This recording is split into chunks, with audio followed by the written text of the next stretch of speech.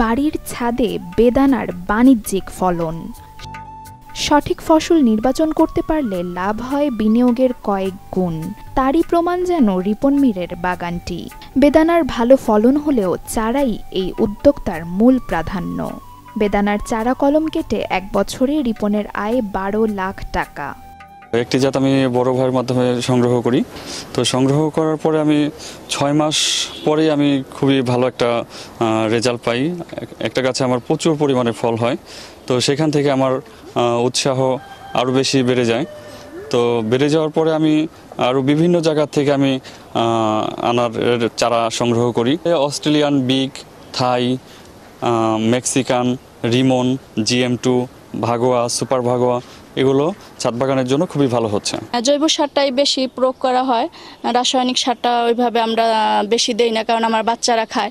আর মূলত গোবর, তারপর খোল পচা পানি, এটাই বেশি, গোবর সারটাই বেশি, ভার্মি কম্পোস্ট এগুলো দিয়েই মাটিটা মিক্স করা মূলত। বিশেষ উদ্দেশ্য নিয়ে তার ছাদ বাগানটি করেছে, যেটা হচ্ছে আমাদের বাংলাদেশের অতি জনবহুল মানে জনপ্রিয় একটি ফল বেদানা, সেটাকে নিয়ে সে কাজ করছে বেশ কয়েকটি জাত নিয়ে।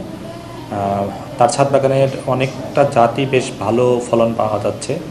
তো আশা করি যারা ছাদ বাগানি আছে তারা যদি এই জাতগুলো নিয়ে কাজ করে এবং তারা লাগায়, তাহলে অবশ্যই তারা ছাদ বাগানে এই বেদানার ফলন ভালো পাবে। দৃষ্টিনন্দন বিভিন্ন জাতের বেদানার স্বাদ নিতে রিপনের বাগানে ছুটে আসছেন ক্রেতা ও দর্শনার্থীরা।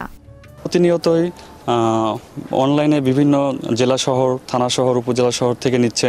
এছাড়া আমার বাগানে এসেও অনেকে চারা নিচ্ছে। রিপন ভাইয়ের আনার গাছে প্রচুর ভালো ভালো জাতের আনার আছে, এখানে সুন্দর চারাও আছে। আমি আসছি এখানে কিছু চারা সংগ্রহ করবো, আর আসলাম এখানে কিছু আনার খাইলাম, খুব মিষ্টি সুস্বাদু। আসি যাই দেখি, মাঝে মধ্যে চারা টারা নেই, নিয়ে লাগাই। আমরা এরকম বাগান বানাইতে পারি নাকি। ফরিদপুর সদরে 380টি ছাদ বাগানে বেদানা সহ রকমারি ফল ও চারা চাষ করে সফল হয়েছেন উদ্যোক্তারা। Desk report, channel 24।